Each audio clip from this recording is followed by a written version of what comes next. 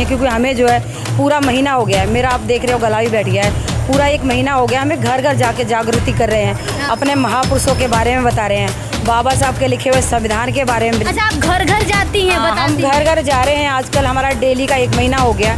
Daily ही हमारा ये काम। कैसे क्या करती, कैसे अप्रोच करती है? कह सकते हैं अच्छे मकान में रह रहे हैं तो हमारे पास इतना पैसा तो कि हम किराया निकाल के उन महिलाओं को जागरूक करें जिनके पास वो विचार नहीं है, उनको पता नहीं है कि हमारे को ये जो जितनी भी शिक्षा दीक्षा जो हमारे बच्चों को मिली है वो कहाँ से मिली है। आज उनमें सिर्फ इतनी ही हो रहा है कि हमें बच्चे पैदा करने हैं, बच्चों को खाने के लिए चाहिए, हमें अपनी क्वालिटी नहीं क्वांटिटी पे ध्यान देना है कि हमने किस तरह के अपने बच्चों को। देखा जाए बाबा साहब ने भी गांव को ही टारगेट किया था।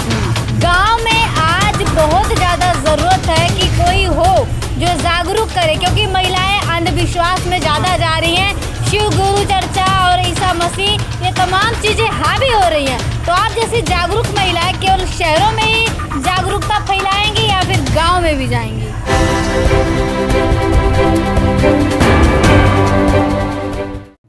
जी हाँ, मैं समता की सपोर्टर हूँ, मैं रोशनी रिपोर्टर हूँ। नमस्कार, मैं हूँ आपके साथ रोशनी और आप देखना शुरू कर चुके हैं रोशनी की रिपोर्टिंग व धाकड़ न्यूज गांव से शहर तक। इस वक्त हम हैं नोएडा सेक्टर 11, ये बुद्धा टेम्पल है और यहाँ पे एक कार्यक्रम का आयोजन किया गया है और ये अम्बेडकर माह चल रहा है। इस अम्बेडकर माह में यहाँ पर इस बुद्ध विहार में बहुत सारी महिलाएं आई हैं और आपको बता दें खास बात ये है कि आज इस कार्यक्रम में सिर्फ और सिर्फ महिलाएं हैं। तो कुछ महिलाएं हैं, इनसे जानेंगे क्या केवल कार्यक्रमों में आती हैं या फिर महापुरुषों के बारे में कुछ जानती भी हैं। इनसे चर्चा करेंगे, बात करेंगे। जी, आपका परिचय? रमा गौतम। रमा गौतम, हाँ। क्या बात है जी? और मैं यहीं कोटली में ही रहती हूँ और इस बुद्ध विहार में हमेशा आती रहती हूँ। आज हमारे राष्ट्रपिता ज्योतिबा फूले के जन्म जयंती है, जो हमारे पहले गुरु हैं और आज के दिन ही टीचर्स डे होना चाहिए, जो नहीं है ये हमारे लिए बहुत दुख की बात है। और मैं तो ये आज ही ये कहती हूँ कि हमारे राष्ट्रपिता ज्योतिबा फूले का आज जन्मदिन है। उन्होंने बहुत संघर्ष करा था और बहुत संघर्ष करने के बाद बहुत टीचर बने। उसके बाद अपनी सावित्रीबाई फूले को उन्होंने आगे पढ़ाया। उसके बाद दोनों ने स्कूल खोले और नारियों का इतना उद्धार किया था। विधवा विवाह के लिए और बाल विवाह के लिए उन्होंने रोक लगाई। पहला स्कूल जो खोला था वो ज्योतिबा फूले ने खोला था। सावित्रीबाई फूले ने महिलाओं के लिए खोला था, जो पहले हमारे लिए महिलाओं के लिए पढ़ने का अधिकार नहीं था। उसके बाद में अब 3 दिन बाद ही हमारे भीमराव का जन्मदिन है। अभी हम उसकी भी तैयारी कर रहे हैं। हमारे बाबा साहब का जन्मदिन है और उसके लिए भी मैं कहना चाहूँगी कि हमारे बाबा के जैसा विद्वान ना कोई हुआ है और ना ही होगा, क्योंकि हमारे बाबा साहब को 9 भाषाओं का ज्ञान था। उनके पास 32 डिग्रियां थीं, जो अभी तक किसी के पास भी नहीं है। और जो आज हमारे तिरंगे में अशोक चक्र है वो भी हमारे बाबा साहब की देन है। और जो हमें अधिकार हैं वो भी हमें बाबा साहब की ही देन है। और हम पहले 14 घंटे से 12 घंटे की नौकरी करते थे, 12 से 14 घंटे की, अब हम 8 घंटे की करते हैं, वो भी हमारे बाबा साहब की देन है। तो जो भी कुछ है जो हमारे महापुरुषों ने किया है वो हमारे लिए बहुत ही सराहनीय है और उनके रास्ते पे हमें चलना चाहिए, आगे बढ़ना चाहिए और अपने मिशन को आगे बढ़ाना चाहिए। और हमें समय समय पर उनकी जन्म जयंती मनानी चाहिए और लोगों को जागरूक करना चाहिए, बताना चाहिए, अपने बच्चों को बताना चाहिए कि हमारे आज महापुरुषों का जन्म दिवस है या आज उनकी याद में हम प्रोग्राम कर रहे हैं, जिससे उनका इतिहास बना रहे। जय भीम, नमो बुद्धाय। चलिए, बहुत बहुत शुक्रिया। मैम, आपका परिचय? मैं सुषमा गौतम जनचेतना महिला सशक्तिकरण टीम से हूँ, न्यू अशोक नगर से। आज ये जो प्रोग्राम यहाँ पर नोएडा सेक्टर 11 के सिद्धार्थ बुद्ध विहार में हो रहा है, ये बहुत अच्छी बात है कि बुद्ध विहारों में इस तरह के कार्यक्रम हमारे महापुरुषों के जन्म दिवस के ऊपर या फिर उनका परिनिर्वाण है, तो इस तरह से हमारे समाज में जो है जागरूकता जाएगी कि हमारे महापुरुषों का जन्मदिन कब था, परिनिर्वाण कब था, उन्होंने क्या क्या काम किए थे। क्योंकि हमारी बहनें ज़्यादातर माताओं को जागरण करती हैं या फिर मतलब मंदिरों में कीर्तन वगैरह करती हैं। इस तरह के कामों से उनको सिवाय अंधविश्वास के या गलत मैसेज जाने के अलावा और कुछ नहीं मिलेगा। आज मैं रोशनी के इस चैनल को मैं बहुत बहुत साधुवाद करना चाहती हूँ और इनको जो बहुत बहुत साधुवाद देना चाहती हूँ कि ये बच्ची जो है इस कार्यक्रम में भाग लेती है और सबके जो मैसेज होते हैं वो जन जन तक पहुंचाने का काम कर रही है कि ये जन जागरण जब हमारी बहनें मानेंगी और जानेंगी तभी ये आगे बढ़ेगा। इस तरह कार्यक्रम अगर बच्चियाँ कर रही हैं तो इनकी ये सराहना है। और आज जो हमारे जो बहुत मतलब समाज सेवक राष्ट्रपिता महामना ज्योतिबा फुले का जन्म दिवस है, उनकी जो आज 196वीं जयंती है। 11 अप्रैल 1827 को उनका पुणे में जन्म हुआ था। उन्होंने बहुत ही मुश्किल से शिक्षा प्राप्त की थी। उनको जब स्कूल में जाते थे तो उनके पिता को भड़काया कि तुम इस बच्चे को पढ़ा रहे हो तो पढ़ाने के बाद तुम्हें क्या मिलेगा, इसको पढ़ाओ नहीं। तो उन्होंने राष्ट्रपिता ज्योतिबा फुले को उनके पिता ने बैठा लिया, गोविंदराव जी ने। तो उसके बाद उनके पास जो एक पड़ोसी थे उन्होंने बोला कि भाई इस बच्चे के अंदर इतनी जिज्ञासा है, वो आते जाते बच्चों को देखते थे कि भी बच्चे पढ़ रहे हैं। उन्होंने अपने पिता की खेतों में हाथ बटाया।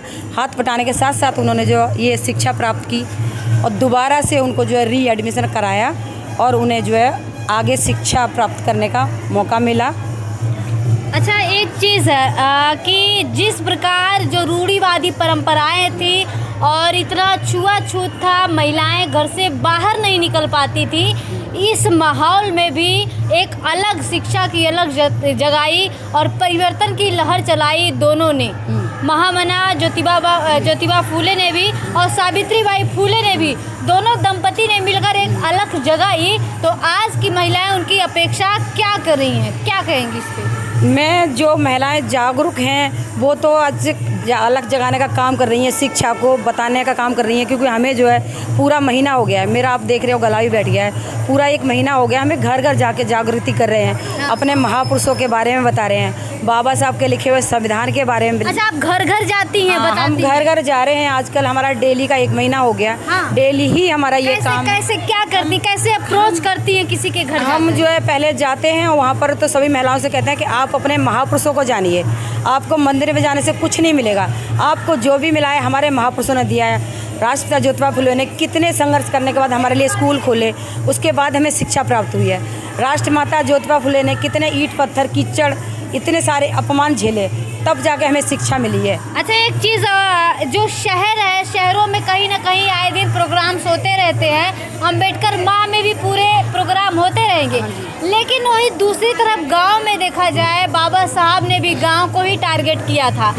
गांव में आज बहुत ज़्यादा ज़रूरत है कि कोई हो जो जागरूक करे, क्योंकि महिलाएं अंधविश्वास में ज़्यादा जा रही हैं। शिव गुरु चर्चा और ईसा मसीह, ये तमाम चीज़ें हावी हो रही हैं। तो आप जैसी जागरूक महिलाएं केवल शहरों में ही जागरूकता फैलाएंगी या फिर गांव में भी जाएंगी? देखो, मेरा तो मानना है कि यहाँ शहर से ज़्यादा गांव में ज़्यादा ज़रूरत है। क्योंकि यहाँ हम क्यों नहीं जाएंगे, हम जाते हैं। हाँ। ऐसा नहीं है, मेरा गांव है, कल ही जो है वहाँ पर एक बुद्ध प्रतिमा का अनावरण हुआ है, वहाँ पर प्रोग्राम है। कहीं पर भी प्रोग्राम होता है तो हम जाते हैं, हमारी टीम है और वो सब जगह जा रही है।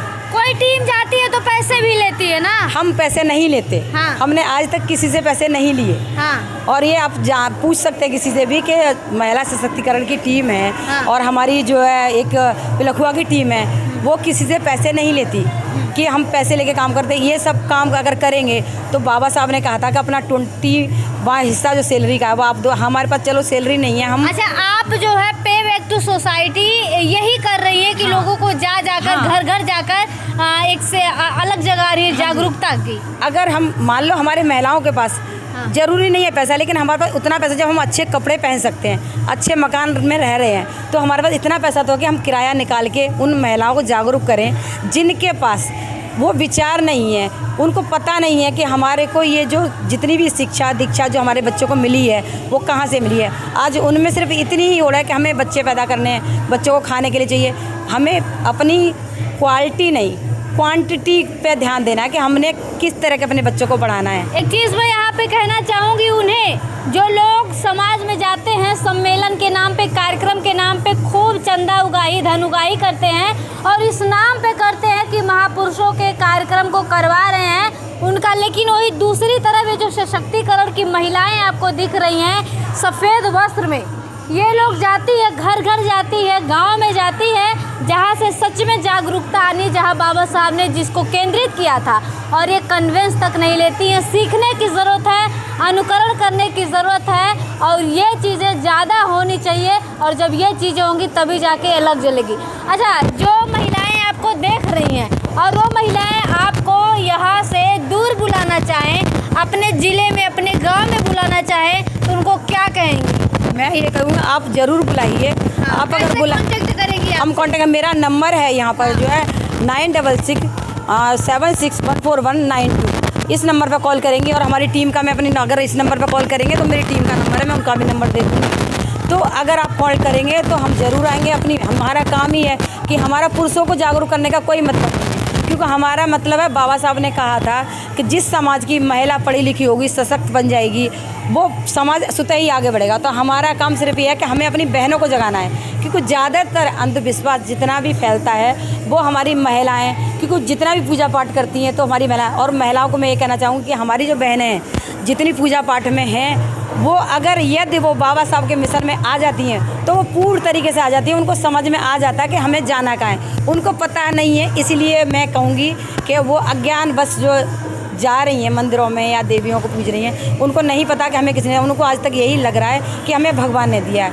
एक्चुअली में भगवान का मतलब उनको पता नहीं है। इसीलिए स्क्रीन पे नंबर होगा और महिला सशक्तिकरण जो इनकी समिति है, संगठन है, उससे आप लोग जुड़े और इन महिलाओं को गांव में बुलाएं। लेकिन एक चीज़ कहना चाहूँगी, भले ही कह रहे हैं लेकिन इसका जिम्मा आपको लेना होगा कि इनको एक सिक्योरिटी मिलनी चाहिए, अच्छी जगह मिलनी चाहिए जहाँ पे ये रह सके और आने जाने का कन्वेंस तो बनता है, क्योंकि पे बैक टू सोसाइटी ये अपने आप जाती हैं और वहाँ पे टाइम देती, वही हो गया। तो कन्वेंस मिले और ये महिलाएं जाएंगी, घर घर जाएंगी, गांव में जाएंगे और महिलाओं को जागरूक करने का काम करेंगी। ऐसी महिलाओं के बारे में और ऐसे कार्यक्रम के बारे में आप क्या कहना चाहेंगे? कमेंट बॉक्स में लिखकर अपनी प्रतिक्रिया ज़रूर दें।